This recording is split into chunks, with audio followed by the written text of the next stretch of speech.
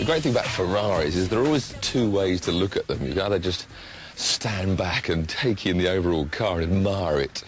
And interestingly, the head of design at Ferrari is now Frank Stevenson, who designed the new Mini. But perhaps even better with Ferraris is just to get close. I love going to look at the detailing of the cars. So you just look at these little wing mirrors. They're not just styled. They are shaped aerodynamically to feed the air through the centre, flow the air back for the air intakes. Moving back, you just about, if you come with a camera, you can see that little tiny spoiler. That's not just for shape and good looks. That has been designed in the wind tunnel in conjunction with the flow for these Grand Prix Formula One styled Venturi. In fact, Robin, if you get the camera further away, get back in the centre of the car, right on the ground, then you can see that whole underbody shape designed to accelerate the airflow out the back of the car and thus suck it into the ground.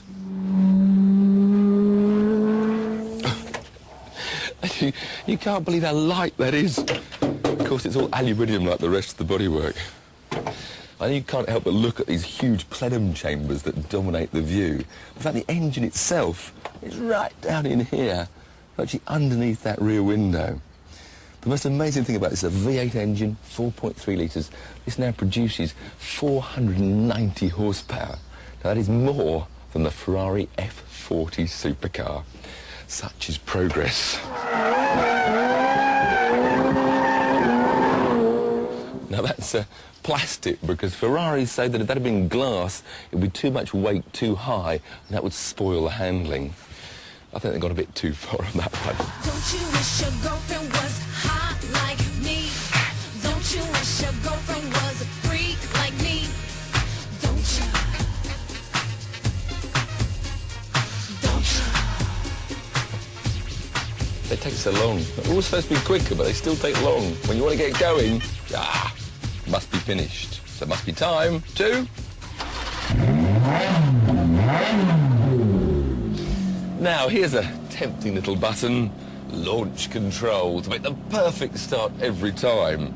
Now, what you have to do is switch the traction control off, foot on the brake, engage first gear, press LC, and the L flashes in the gear display. Now, you need to hold the revs at maximum torque, which is 5,250 RPM, and then just take your foot off the brake. I'd stand back a bit while you, Robin. Are you ready?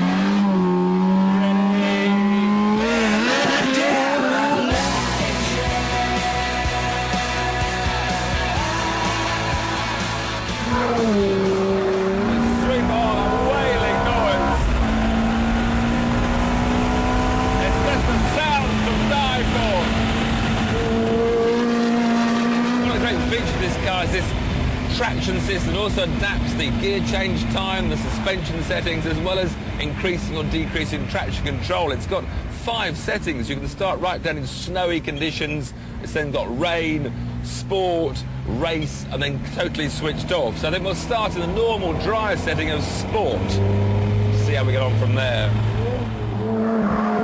Second gear, turn, full throttle. And it just won't go anywhere. That was wide open. I think we'll move up to the race setting next. Here's that tight corner again. Again, we turn in, floor the throttle, and oh! But then, that was amazing. At first, the back went out. It allowed me to put the opposite lock on to control it, but then at the moment it would have spun on full throttle. Then the traction control came in and helped me out. That's a pretty impressive system. Impressive though that is, for the full track experience, it's just gotta go off. Well, give the back out, get the front in, then punch the throttle. But now I have to do all the car control. But again, it feels so progressive. It just wants to be driven.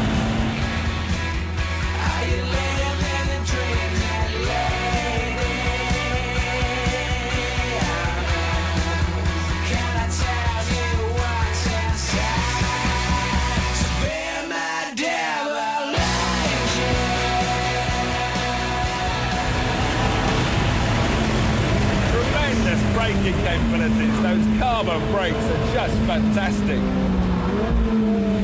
Oh, but after that blast of exhilaration, you sit back and enjoy just the whole comfort of sitting in this car. You can appreciate that it's a very easy car to drive. You always think of supercars as being ferocious machines that will scare the normal road driver. And yet with all the aids that this car supplies, it can be driven by any driver without getting themselves instantly in a twist. It's amazing to think this is a car that can do nearly 200 miles an hour. It's got 490 horsepower, but it can still be driven like an everyday sports saloon. But I don't really want to drive it like that.